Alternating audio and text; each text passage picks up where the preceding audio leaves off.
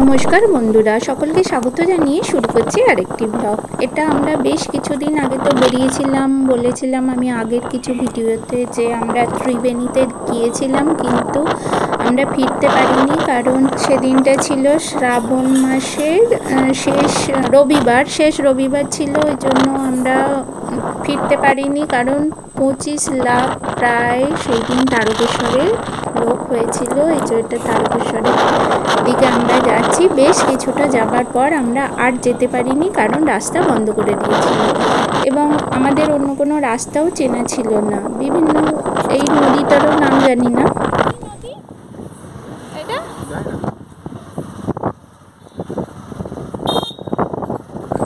প্রায় পুরো রাস্তাটাতেই অনেক জলযাত্রী দেখতে পেয়েছিলাম। বিভিন্নভাবে বিভিন্ন রকম সাজিয়ে গুছিয়ে জলযাত্রীরা যাচ্ছিল। এত দূর রাস্তা, ওরা যে কী করে হাঁটবে জানি না। এটা অনেক দূর, প্রায় ত্রিবেণীর থেকে খানিকটা আসার পরে এইখানের রোডটা। তারপর আরও খানিকটা যাবার পর বৈদ্যবাটি থেকে যে রাস্তাটা শুরু হয়েছে সেই রাস্তাটা বন্ধ করে দিয়েছিল। ওই রাস্তা দিয়ে আর যেতে দেয়নি। তো আমরা দেখতে দেখতে যাচ্ছিলাম রাস্তা। তারপরে এই যে বিভিন্ন ধরনের জলযাত্রী দেখতে দেখতে যাচ্ছিলাম, বেশ ভালোই লাগছিল। এই রাস্তায় খুব কম 2-4 জন যাচ্ছিল এই রাস্তা দিয়ে, কারণ এইটা শেওড়াফুলি রাস্তাটা নয়, এটা অন্য রাস্তা। যেটা শেওড়াফুলি থেকে হয়ে বৈদ্যবাটি টু তারকেশ্বর যে রাস্তাটা, সেটা এটা নয়, এটা অন্য রাস্তা দিয়ে আমরা ওই তারকেশ্বরের রোডে ঢুকতাম। বাবা, এটা কি গো?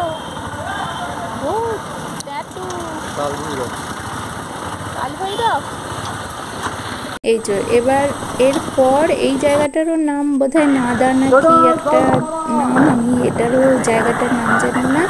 এখান থেকে খানিকটা যাবার পর আমাদের আর যেতে দেওয়া হয়নি। তাও অনেক গাড়ি দাঁড়িয়ে আছে দেখে, এই যে এই গাড়িগুলোকে আটকে দিয়েছিল, এই গাড়িগুলো দাঁড়িয়ে আছে দেখেও আমরা তারপরেও খানিকটা গেলাম। আমরা ভাবলাম আমরা তো বাইকে আছি, তো বাইকটা হয়তো ছেড়ে দিতেও পারে, কিন্তু দেয়নি। এই যে আমাদের সামনে যে যাচ্ছে, ওই ছেলেটি আমাদের পথ দেখিয়ে নিয়ে এসেছিল পুরো রাস্তাটা। প্রায় ওই জায়গাটার নাম মনে হয় হাকিমপুর থেকে পুরো রাস্তাটা ওরা আমাদের মালিয়া অবধি নিয়ে এসেছিল।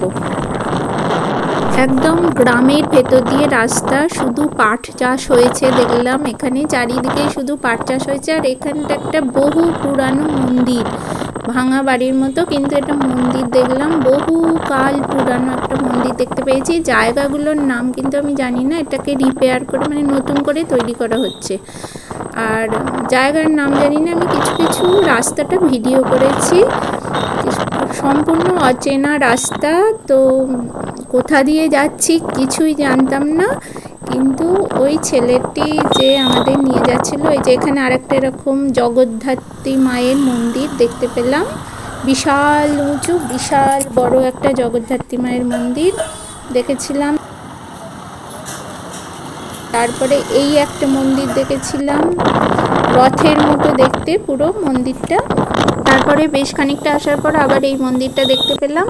মানে কিছুটা যেতে যেতে অনেকগুলোই মন্দির দেখতে পেয়েছিলাম। শ্রী শ্রী বাবা কালুরায়জিউ মন্দির, এটা রতনপুর একটা জায়গায় লেখা ছিল, সেটা মনে আছে, রতনপুরে এইখানটা। তারপরে আমরা আরও ভিতর দিকে ঢুকে মধুসূদনপুর স্টেশনের কাছে এসেছিলাম। মধুসূদনপুর স্টেশন দিয়ে একটা কিঙ্করবাটি হয়ে যে রাস্তাটা আছে, সেই রাস্তা দিয়ে আমরা উঠে এসেছিলাম মালিয়ার দিকে। আর ভিডিও করিনি, কারণ খুব মেঘ করেছিল, বৃষ্টি এসে গিয়েছিল। আমরা ওখানে আর একটা মন্দির দেখেছিলাম। অনেকক্ষণ দাঁড়িয়ে থাকার পর আবার আমাদের যাত্রা শুরু করেছিলাম। তাহলে এই ব্লগটা এখানেই শেষ করছি। সকলে ভালো থাকবেন, সুস্থ থাকবেন, পাশে থাকবেন ও সঙ্গে থাকবেন, এই অনুরোধ রইল। এতক্ষণ দেখার জন্য সকলকে অসংখ্য ধন্যবাদ জানাই। এখনকার মতো টাটা, আবার ফিরে আসবো অন্য কিছু সঙ্গে নিয়ে।